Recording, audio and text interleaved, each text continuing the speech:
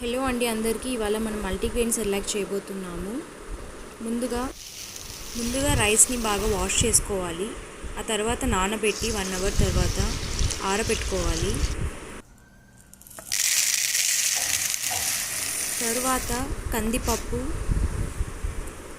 ఎర్ర కందిపప్పు,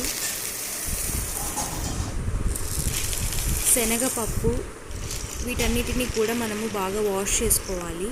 తర్వాత 1 అవర్ నానబెట్టి తర్వాత ఆరబెట్టుకోవాలి.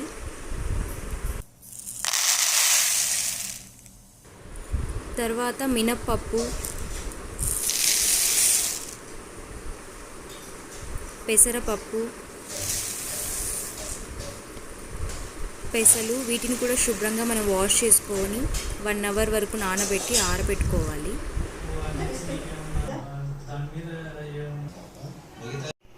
తర్వాత అన్నిటినీ బాగా వేయించుకోవాలి.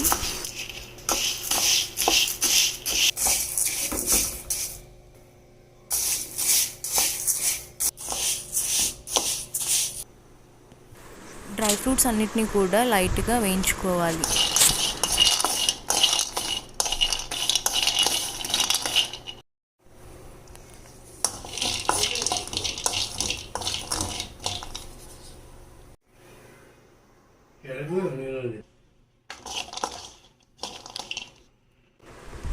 వాము, జీలకర్ర కూడా ఇలా లైట్గా వేయించుకోవాలి.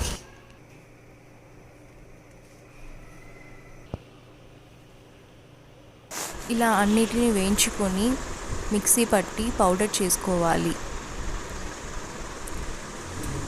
తర్వాత ఎయిర్ కంటైనర్లో స్టోర్ చేసుకుంటే ఎప్పుడూ ఫ్రెష్గా ఉంటుంది. బేబీస్ చాలా ఇష్టంగా తింటారు మరి.